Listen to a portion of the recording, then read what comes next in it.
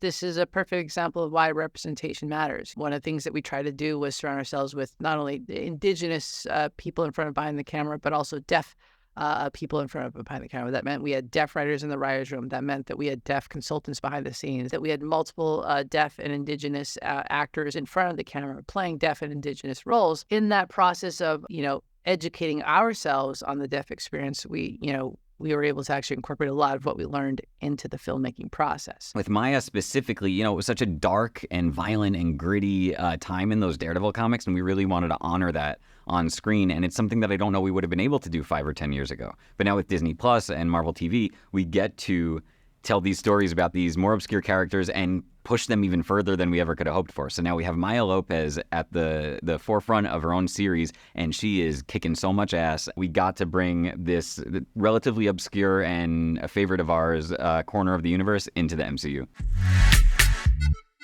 Hey, Sydney, how are you? Good, how are you? I'm doing so well, thank you. I just want to first off start by saying congratulations on the show. The first 3 episodes really were so unique and I think so different from a lot of what we've seen in the MCU.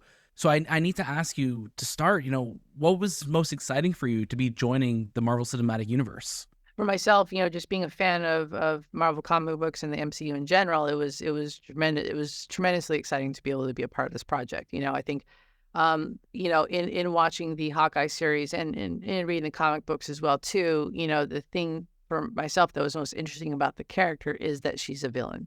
It's a wonderful sort of gray area to be in, and it's a great sort of space to sort of explore.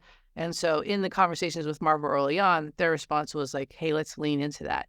Let's see if we can push the envelope. Let's see if we can go down that rabbit hole and see how far we can take things.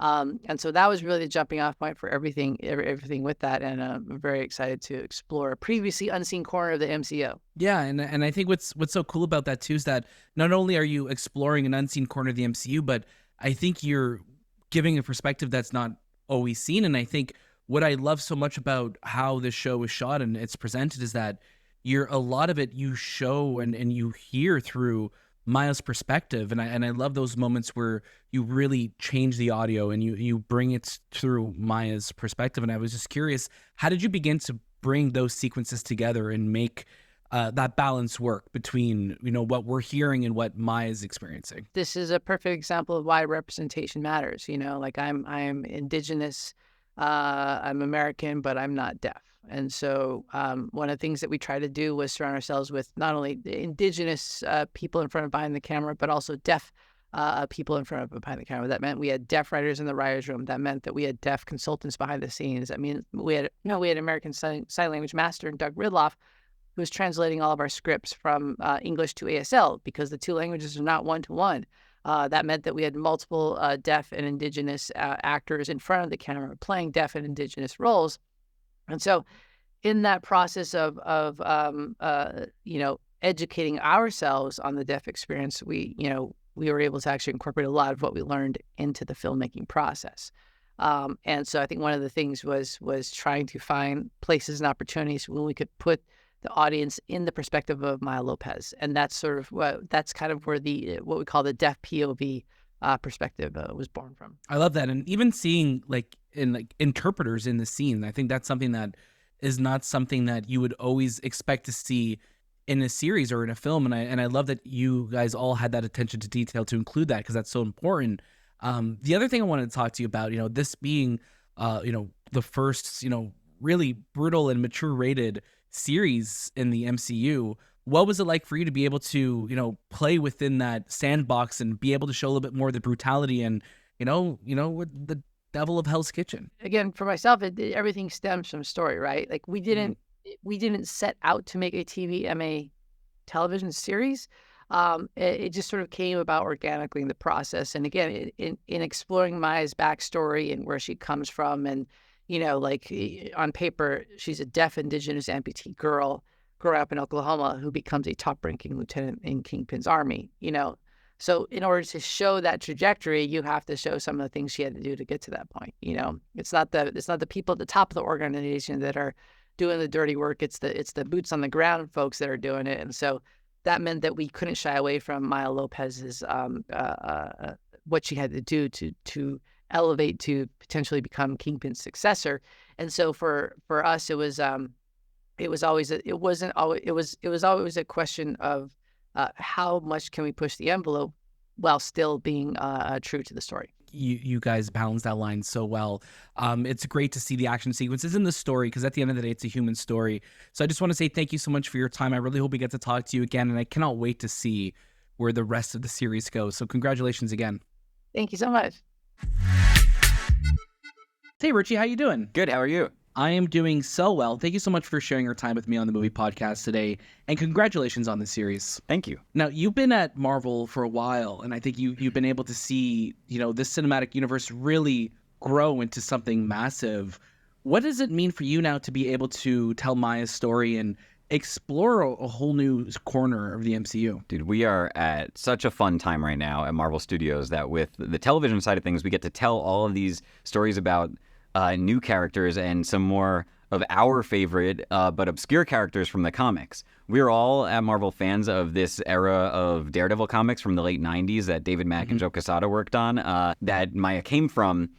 And that era of the comics really has inspired a lot that we've done in the past couple of years at the studio, but with Maya specifically, it was such a dark and violent and gritty time in those Daredevil comics, and we really wanted to honor that on screen. And it's something that I don't know we would have been able to do 5 or 10 years ago. But now with Disney Plus and Marvel TV, we get to tell these stories about these more obscure characters and push them even further than we ever could have hoped for. So now we have Maya Lopez at the forefront of her own series, and she is kicking so much ass. And Yeah. like it was so awesome that we got to bring this relatively obscure and a favorite of ours corner of the universe into the MCU. Yeah, and I think that's what's so incredible, right? Because you're exploring a character that we were first introduced to in Hawkeye. Now we're getting their own series, but you're also bringing into the mix these characters that we've known and loved forever, like Wilson Fisk and Matt Murdock. And I'm just curious for you, as someone who's been at Marvel as long as you have, you must be just over the moon to now be able to join this universe, right? Yeah, we are all such huge fans of the Netflix Daredevil series.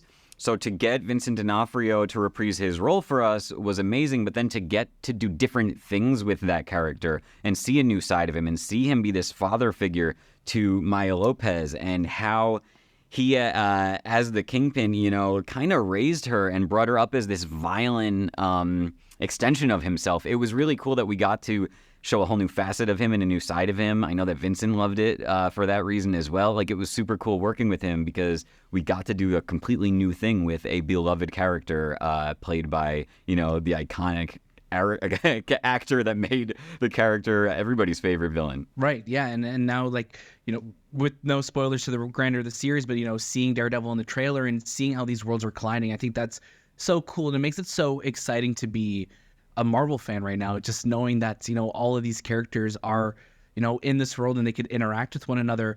I'm curious for yourself, you've been at Marvel since 2014, so we're approaching almost 10 years for yourself. What's kept you there this long? I must imagine it's exciting every day for you, but what's kept you there for all this time? I mean, I'm such a fan of what we do. I was a fan before I worked at Marvel, and I'm still a fan now. So that's the direct answer to your question. Is I'm just such a fan of what we do, and now where we are in phase 5 and with our television shows, we get to do so many new and different things that, again, we wouldn't have been able to do 10 years ago. It's so cool to be here now and be thinking of more shows like Echo that we could bring to life in the future about some of those other obscure characters that we've all just kind of had in the back of our minds as wouldn't it be great if one day we got to tell a story about Maya? Wouldn't it be great if one day we got a story about... So it's so exciting to think about taking some of those other characters that have been in my brain since I was a kid and bringing them to screen one day. Definitely. And, you're launching a new banner with the show as well, too, with the Marvel Spotlight. Yeah. Can we expect more of those, series or projects in the future under that new banner? Yeah, for sure. And I think the unifying thing for Spotlight will be that they're character driven, and it'll be new characters like Maya that we want to just devote time to spend with this character, and everything that, like for Maya, for example, to spend time with her family members that are new characters for us. It's not just introducing a character of Maya, it's introducing a whole new corner of the MCU with her. So that's part of the most exciting. It's one of the most exciting parts about the Spotlight banner. Yeah, and I think you're really doing something special with Maya's character. And I was mentioning to Sydney as well, too, that, the fact that you will switch perspectives and just using the sound, I think that's such an incredible way to showcase who her character is. And I'm really excited to see where the series goes. I just want to say thank you so much for your time. And I really hope we get to talk to you again. Yeah, thank you.